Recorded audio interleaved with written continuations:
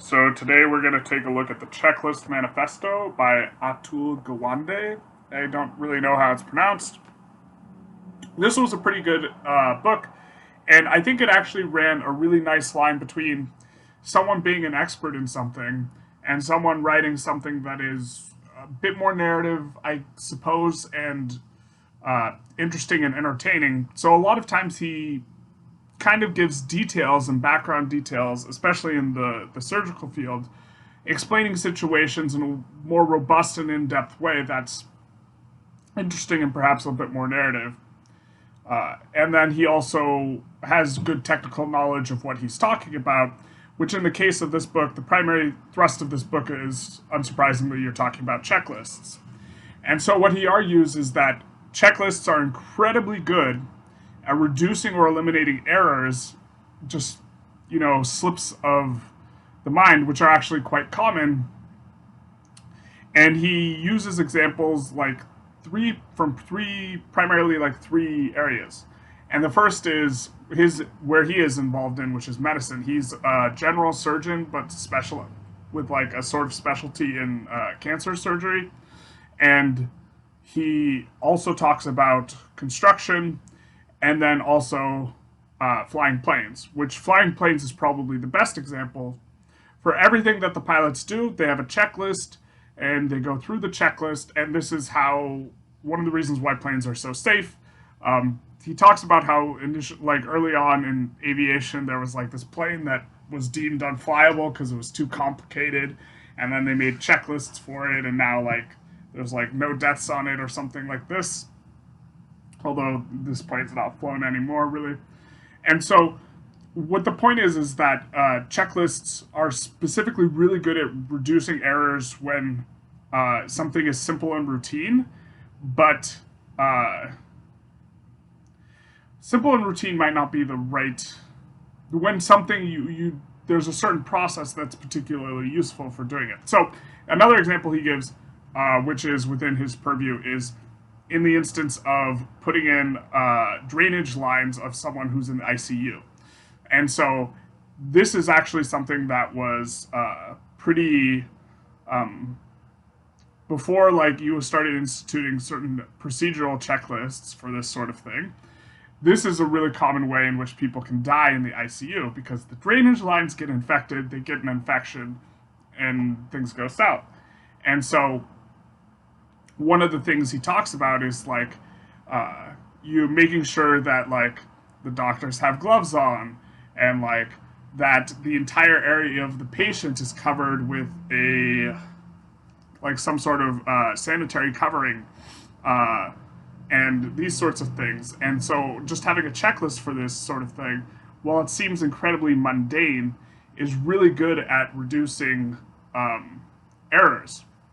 And so he also talks about how it's also there. He talks about a a firm that uses a checklist to make all their investment decisions and how they've been successful. And finance is like, or investing is, I think, a little evidence coming from just one firm of investing should be taken with a grain of salt.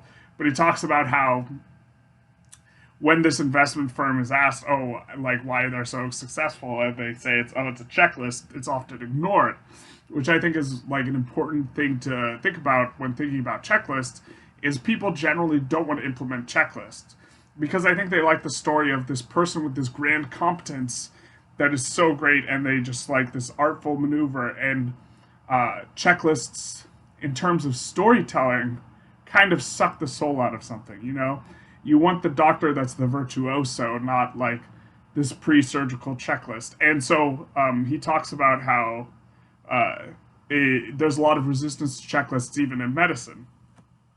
But he was part of a large program rolling out this sort of checklist, and it almost seems like a bit of a spoiler to talk about the data because like it's kind of leading up to him talking about his implementation in this surgical checklist thing. But I'm going to spoil it anyways. They do this study with like 8 hospitals, and 7 out of the 8, there was a reduction in complication rate by greater than double-digit percentage, which is you know, commensurate or larger than you would get by like introducing like a new expensive like technology, or like having a robot doing the surgery type thing where like I think it's called laparoscopically, like where you're controlling like this little tiny little robot with these things. And so it's this enormous benefit, right? But it's hard to gain traction because it's not particularly compelling from a storytelling perspective. Um, or that's my perspective. Or he doesn't really talk about like stories. He just talks about how they like to think of it as super confident or competent people that are doing things, and not checklists that are just preventing silly errors. Like with the planes, like if you forget to do something with the landing gear, you can kill everyone on board, type of thing, right? And it's like similar for surgery. Like, well, one, sometimes you have really embarrassing things like uh, operating on the wrong side of the body. I think perhaps it's good to give an example. In the appendix, he has the surgery or a checklist that he had. And so there are three phases of it. There's Oh, this is for making checklists. Checklist for checklists. Does he have? Yeah. Okay. Surgical safety checklist. Um, Before introducing anesthesia, there's a checklist of 7 items you have to take. I think it's 7. Has the patient confirmed his or her identity, site, procedure, and consent? This seems important. Is the site marked? Is the anesthesia machine and medication check complete? Is the pulse oximeter on the patient functioning? Does the patient have a known allergy, difficulty airway or aspiration risk of greater than 500 milliliter blood loss? Um, and so he talks about how um, in his own experience operating on someone, how introducing this checklist definitely saved someone's life. And this is particularly an interesting point because it seems like if you save even one life in terms of medicine by doing this checklist at the start, um, it's probably worth it. Um, and another point he also stresses a lot is that the checklist also increases accountability, um, uh, in that everyone is a part of the checklist. And I think that one of the checklists he has is everyone has to know each other's name, type of thing. And someone administers the checklist and the other person confirms it, like these sorts of things.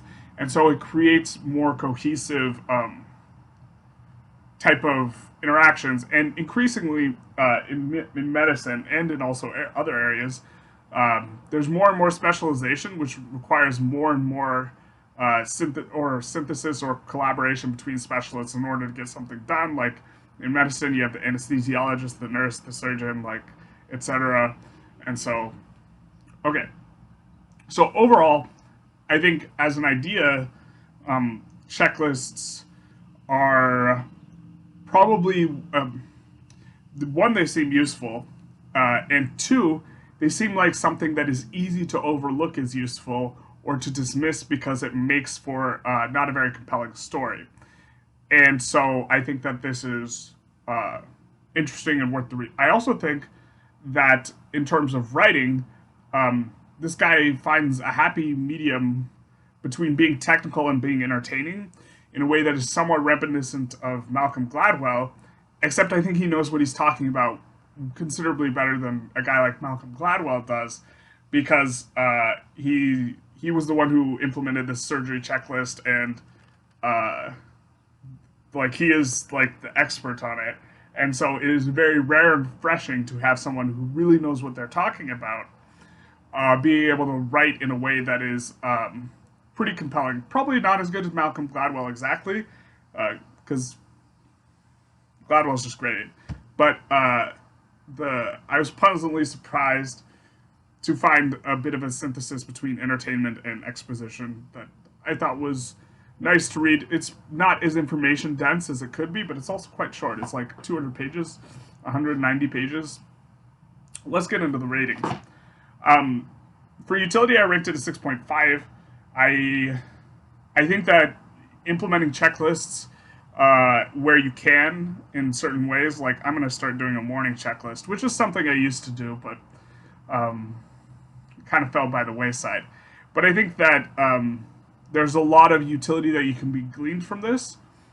The reason that it didn't score higher, which perhaps it just should have scored higher, is because a lot of what he's talking about is also like slightly narrative.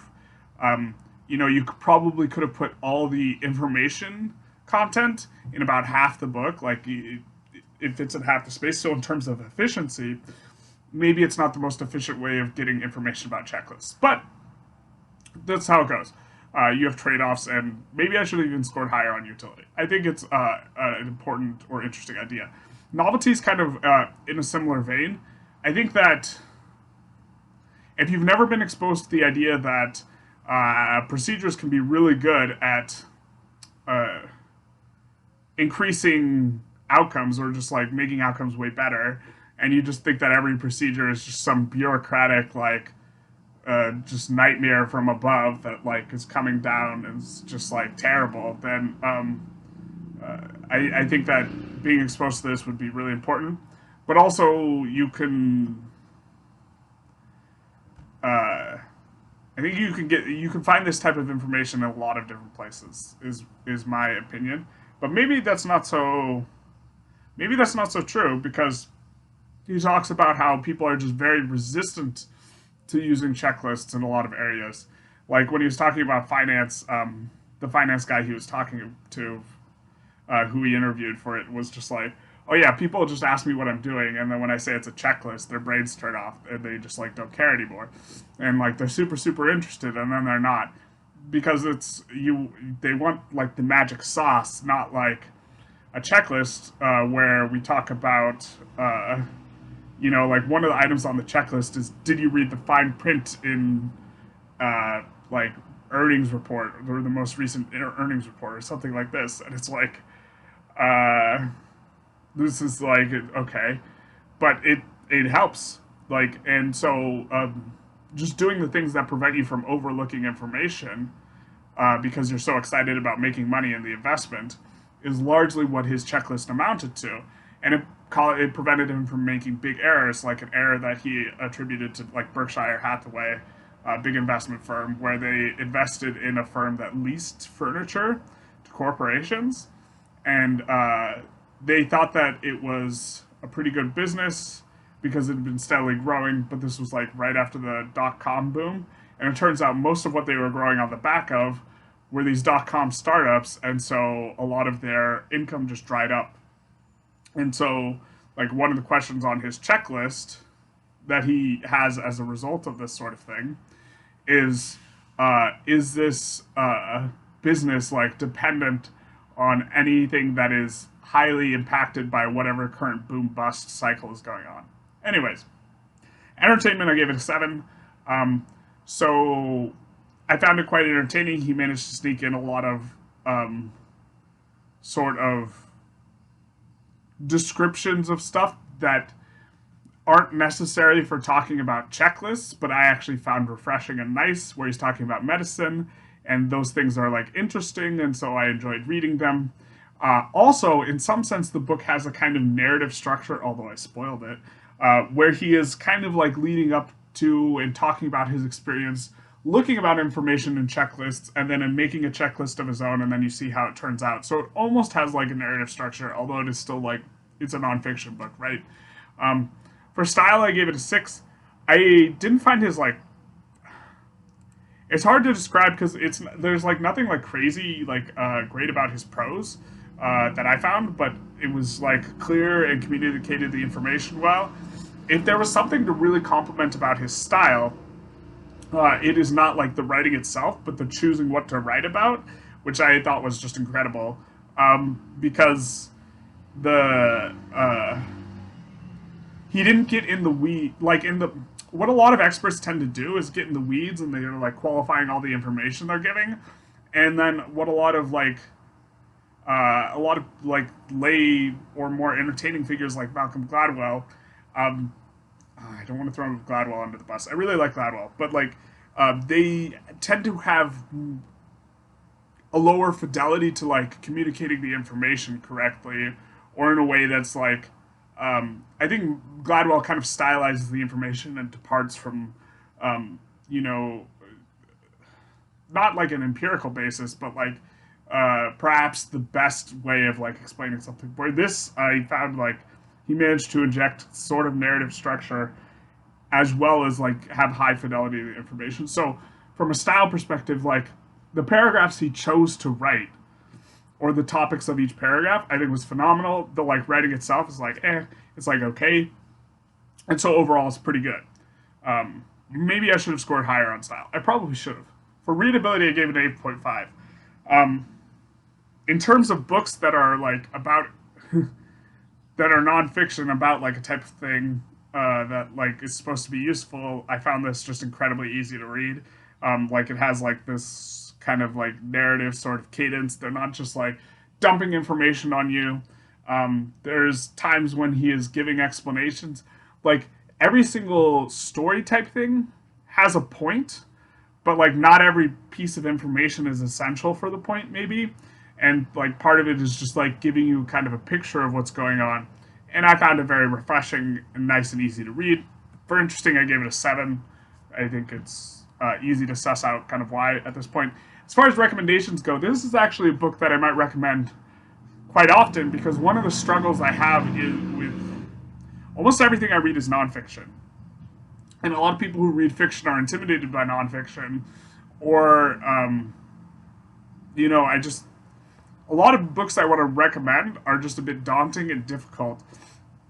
And this is a book that simultaneously illustrates a point I think is really important that has like a large, or illustrates a point that's part of a sub-point that I think is really important.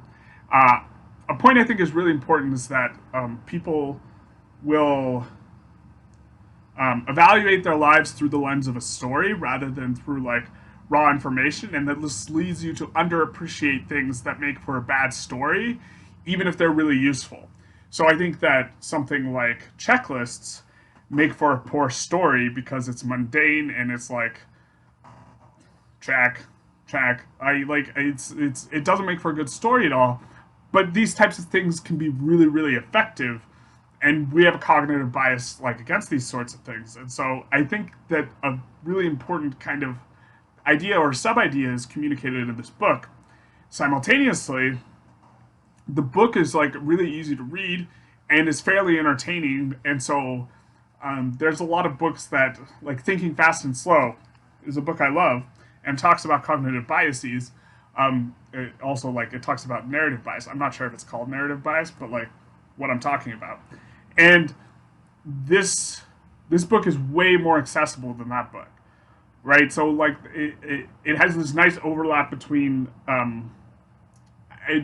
being about an idea. I think is really important, and also being accessible to the types of people who I think might not go out and read like one of the bigger books or more technical books on something that I think is important. And so this book seems like a good type of bridge between someone who's reading fiction and is interested in nonfiction, or someone who doesn't read that much, and in terms of like the idea being useful. I also think that like if I can find a sort of instance where I think a checklist would be phenomenal, this is just like a fantastic book to recommend. Like if someone has a particular job where like instituting a checklist would like increase the outcomes quite a bit, which like there probably is like a checklist you can make for most anything, but this would also be a nice recommend in those situations. So there's like a lot of leeway. So as far as discussion goes, does anyone have any checklists that they use or like daily? So like right now I'm thinking about like morning routine type checklists, which aren't really checklists maybe in the sense that this guy's talking about them, or not purely in this sense.